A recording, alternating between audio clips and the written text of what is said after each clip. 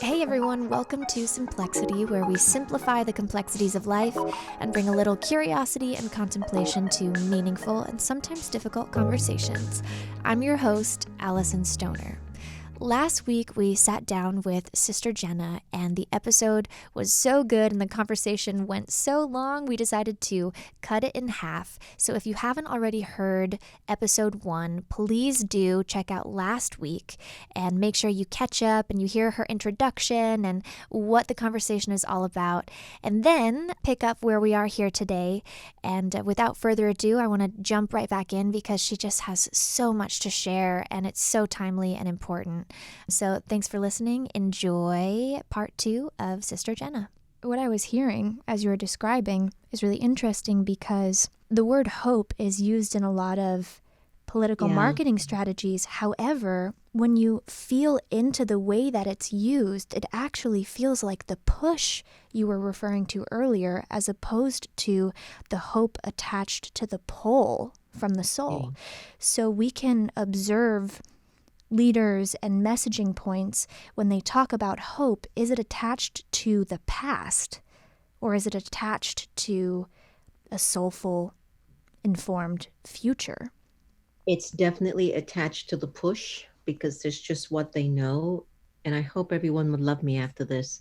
But majority of us as Americans are being called to educate ourselves more socially, consciously, spiritually, financially, internationally. And so if you're someone who spends a lot of time not really being curious about matters that are bigger than your city or bigger than your living room or bigger than what your TV is telling you, then you're going to be a part of that push. And unfortunately, the biggest voters that go out are Christians, evangelists, and individuals of a particular race who might not necessarily really do the deeper internal work to observe and to discern, is this true? Is this real? And so unfortunately, they are selling that to that market. And you sometimes have to throw the bait, and I think some politicians and leaders throw out the bait, and if you buy it, then they'll reel you in. But then from that point, if they're really genuine people, they can do the work. Very few politicians I've seen have taken the high road and have gotten voted in. Very few. And historically, they don't really talk much about them. Alyson, I was at a dinner the other day, and this guy is a beautiful man, beautiful person with a lot of power in this particular area. Indian, I have to tell you. And as I'm in his home, and I decided to take over his kitchen and cook him some pakora. I go, let me cook pakora because you guys are moving too slow. We ended up in a conversation about politics, and he began to praise a particular leader. And he even says, even though they don't have morals or values, they've done a lot for the country. And then he started to defame another leader. He goes, what did they do? They did nothing for anyone. And I says, I can't believe you. You mean to tell me you can't acknowledge or recognize the characteristic of the person and the morals and the ethics, and you are praising someone who's not modeling that? I really spoke to him. Have you frozen on me again? No, I'm here. Oh, you're here. I spoke to him, and everyone in the room looked at me. And I'm neither Republican or Democrat. I'm really an independent. I want to vote for whoever has the best voice. And what I left with is that no one's using their discerning powers. I had to shut him down. Needless to say, his wife called me the next day. Oh my God, my husband was just out of it the next day. I go, yes, because he is prejudiced. There is no way you can tell me that he is speaking so ill about a family that set the tone of such values and morals, and never spoke about that in my conversation with him. And he praised a group of people who were showing none of that whatsoever. And you know what was cute? At the end of our conversation, he says, but I want you to know I'm nothing like the leadership of this country. And I said, okay, whatever. Cognitive dissonance. We're just in a very unique place right now, and he's a great guy. He's a great guy. I think I've learned so much from listening to your radio show and the things that you've written and meditations you've led.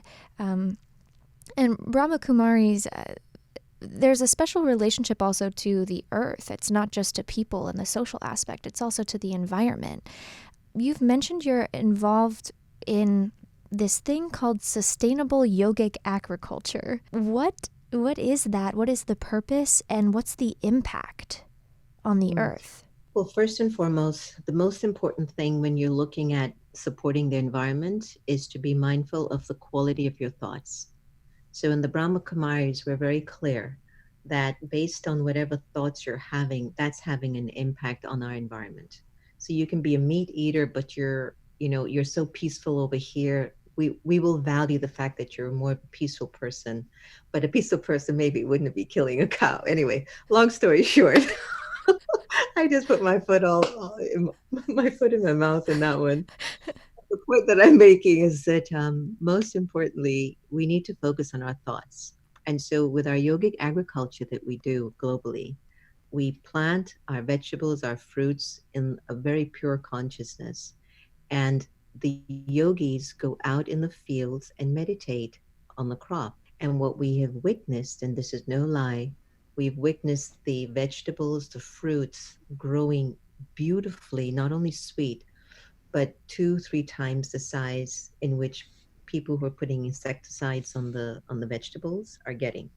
So we're realizing that if we really want to help the environment, we've got to also believe in the power of pure thinking.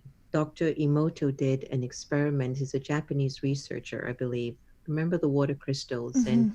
he had people think particular thoughts in front of these water crystals over a particular period of time, and they changed based on the vibration of people's thinkings. There's scientific proof that our thoughts affect the environment.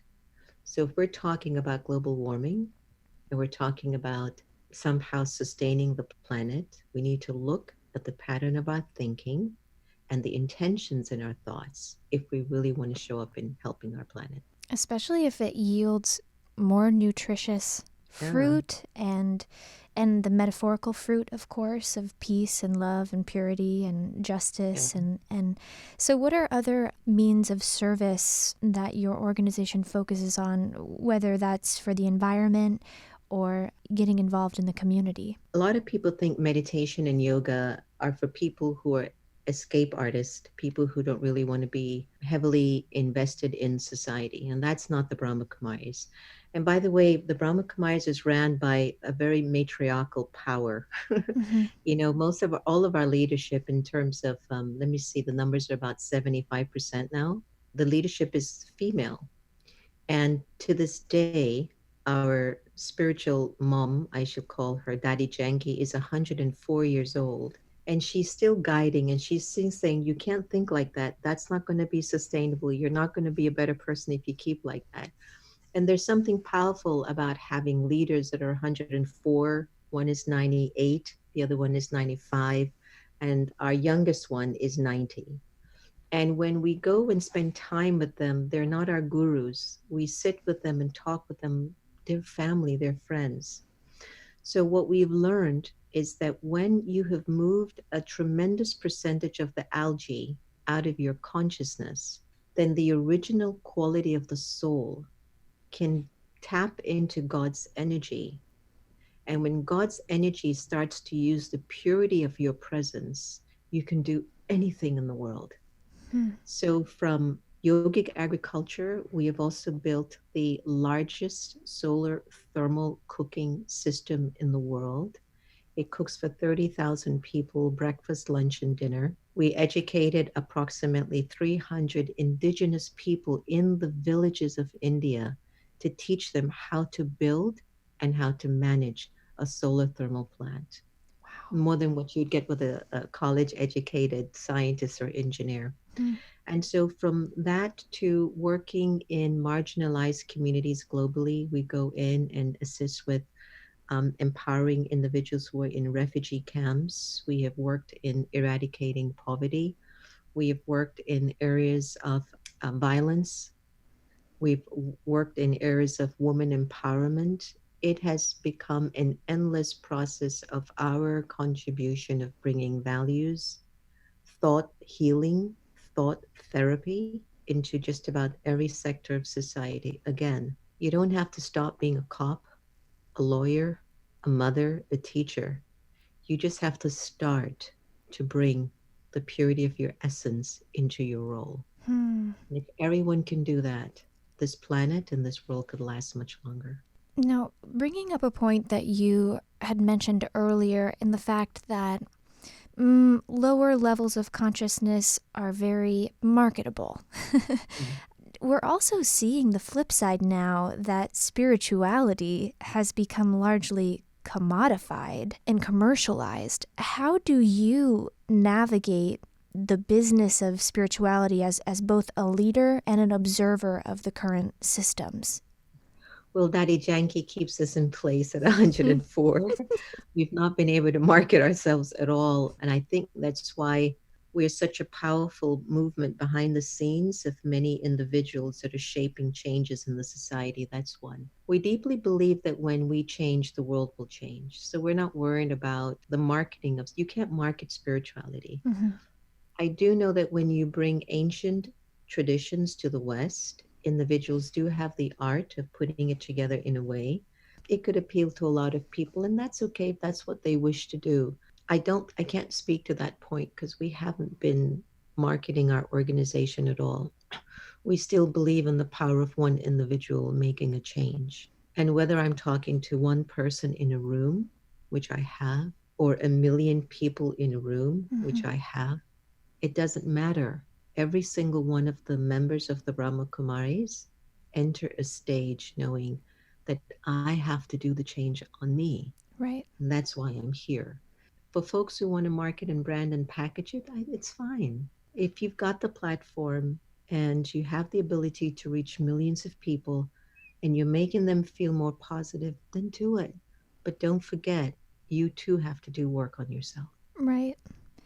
And that work carries on until our final breath. And you have been asked over and over again to be with people in their final moments. What are some of the most common themes and or questions, fears that you encounter with people, and what do you say to them? Every single person has wanted to love more. Hmm. Every single one. Every single person has wanted to love more. At that time, their conscience becomes very acute. And there are things that they did that they wish they had not done. And they're hoping to find forgiveness. And then there's the third factor, which many of us will struggle with. It's the attachment to form and the fear of the unknown. Mm-hmm. I remember my grandmother, Alyson. I felt her. I was away in New York. I was actually in India. She had a stroke. And I remembered going to a seer and asking them, like, somebody in my life has died. And the seer came back and says, no, no one has died. But on my way back, I got a call from my father. It was my grandmother. And I could feel it. My whole right arm had just gotten into a weird place. And when I finally went to see my grandmother, she was in a coma. And I just whispered in her ear and I played her favorite Indian music. And she started to wiggle, like jiggle, like this. And then everybody in the family came in the room and says, oh my gosh, grandma's moving, grandma's moving. How did Jen do this? I did it because I spoke to her soul and I says, Grams, it's me, Jen, your soul. You'll never die. But if you want to see us to talk with us a little bit, it's fine. Just come back. But if you decide to leave, the only soul you'll see is God's light. And if you want, you can come back in a different form. And if you don't want, you can stay and relax up there for a while. And in 5 minutes, she was back. And she stayed around for 3.5, 4 years. Oh my word. Wow. The power of Soul love to soul. and truth. Yeah, talk about soul to soul conversation. So this brings me to inclusion revolution. What is that? I did that because of what was going on in the country. I still have my book. I walk with my book of the Constitution in my handbag. Hmm. Can you believe it? Who does that? So, Sister Jenna. I guess. And I kept reading these words in our Constitution, and I would look at the Bill of Rights, the preamble, and I go, we're not living these words. this isn't it. We're not living it. And so I decided to do a meditation when I was in India on the mountaintop. And so Inclusion Revolution Together with Love is a meditation album that I chose to do for us as Americans to understand what those words mean to us and how we're to experience them to embody the power of our existence on this particular part of the world in America. So it's a meditation album. It's partnered with a hip hop artist because I've never listened to hip hop before. So I said, if I'm going to do an album on inclusion, I should be with something I know nothing about, but I have a stereotypical sort of a idea. Mm-hmm. And sure enough, I partnered with Joe Robb. You know, he has his whiskey, his cigar, and he does his thing. And that could sometimes go, I wouldn't do that, but okay. And Joe Robb took such a while to try to sink into my meditations. I says, Joe, you're the one. You're going to do this with me. So he produced these beautiful beats to my meditations. And Mm. so for me, I look at it more as an upbeat, work on your treadmill, listen to meditation treadmill about the Constitution, and go out there and make a difference in the country. So that was what Nice. I love it. Such an activist. And you said you have a new album in the works or new project coming up? Grammy winner, yeah, Grammy winner Ricky Cage, who's fantastic. He's out of India. And he and I are working on a new album, which is a meditation infusion album. And that should be coming out next month. So I'm Ooh. looking forward to that. So what we're doing is that I've sort of created some lyrics of inspiring words. We need to just believe in ourselves. And so Ricky's laying the music for that. And I'm just excited about what he's planning to do with that work because he's a talent. He's so great. And guess what? Hmm. All of Ricky's music is donated to helping the environment. So most Wow. of his music is designed to help to promote emotional, environmental awareness and wellness for the planet. And Ricky's Hmm. whole purpose is to fight global warming. Wow. Yeah. Well, please let us know how we can support. Send us the links and all the Well, information, and then I can disseminate. And also, I'm just going to put this out here off the record, on the record. If you need a co host or a digital correspondent for season 2 of Soul Talk on the Hill, let your girl know. I just might do that. I I just want to might. know what's We'll talk going on about back that. there and study, sit at your feet and then sit at their feet, listen, observe, gather intel, and bring it out to the masses. I will definitely consider that. I think I will be delighted. I mean, I know that Yeah. I would. That's maybe a selfish request. It's important. I think, especially for your generation, it's important to still have hope in our political system, Mm, even though now it doesn't seem like there is hope in it. But I think that's why we all need to go out and express our power to vote hmm and to select the individual that we feel understands our heart and understands us as people. hmm. And use your discerning abilities. Just know who would know me better than somebody who might have lived my way Hmm. versus somebody who is really not known the other side of the track. What do they really know that what I need to survive? So just go out and vote, everyone. Doesn't just vote, vote, vote, vote, With your heart vote with your heart. I and did a a clear program, heart. I did an initiative, everyone. I've done 20 national initiatives in this country, and one of my latest ones was called Meditate the Vote. Mm. Yeah, it was in this last election, and I basically invited people think about it before you really cast your ballot. Think about what it's going to be. Hmm. And as you can see, not a lot of people meditated the vote. No. So as we bring it to a close, I know that we can play one of your guided meditations to help people rest and digest and take in this information more deeply. But is there anything else that you intuitively want to share with our audience or guide us in a meditation now? Consider yourself a soul. Your original nature is peace and purity. You've come from the source of light. You will return there. But don't give sorrow. Don't take sorrow. Remember that three C's are important to no longer feed: criticize, complain, and compete. And when you put aside your three C's, your eyes will sparkle more and you will walk on the planet with more self trust and you will attract people who will trust you more Hmm. in your life. And so, just to remember these thoughts and feelings and take moments to pause as much as you can during the day and check in with where your thoughts are. Are the thoughts connected to peace and purity as you make this choice or not? Or is it off somewhere on a tangent? Just take care of your souls now, everyone. Hmm. The world needs you need you, and the future generation needs you. Thank you for sharing and being here with us. Alyson, you're amazing.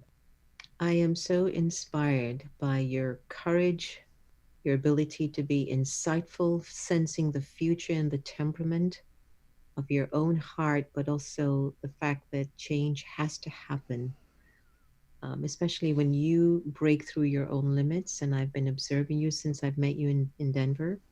I've gotten to know you so much better. And I'm so touched and moved by the way you're showing up in the world. Hmm. And you've got my millionfold blessings and pure feelings that only the good and everything great and auspicious will come for you and to you. And I mean that. Thank you. Might Thank be you. my first tears on the show, which is perfect. So we'll wrap it up here with the community. We'll also share your meditation, and then we'll do the mantras. But for everyone tuning in right now, today we've learned that we're more than we conceive ourselves to be. If infinite means everywhere, inside and out, then it means infinity is inside us.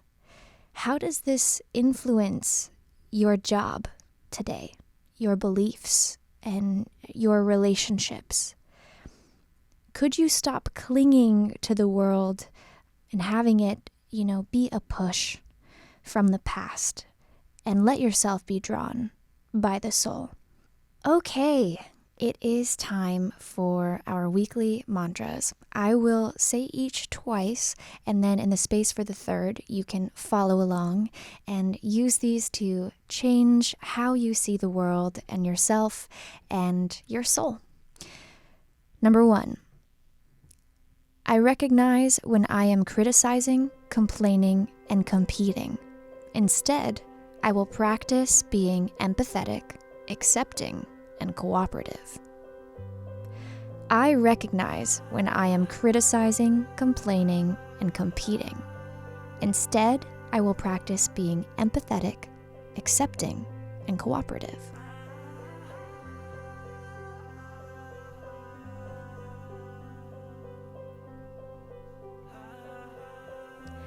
Number 2, I will discern whether I am being pushed from the past or pulled by the future. I will discern whether I am being pushed from the past or pulled by the future.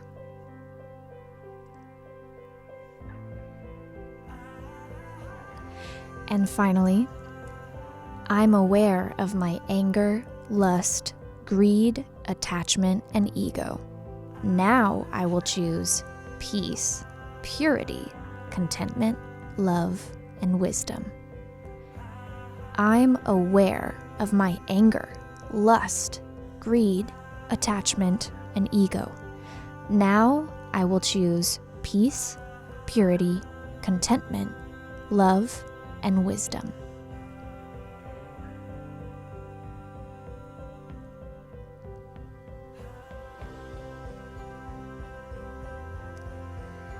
Beautiful. Once again, if you want more information regarding today's conversation, you can visit brahmakumaris.org. Quick spelling, that's BRAHMAKUMARIS.org, and americameditating.org. We'll put both those links in the description below. And as always, please take a moment to share this with someone who comes to mind. And if you haven't, leave a rating and review so we can continue growing our community. Thank you so much for tuning in, and I will catch you next week for more Simplexity. It's anything but small talk. Peace.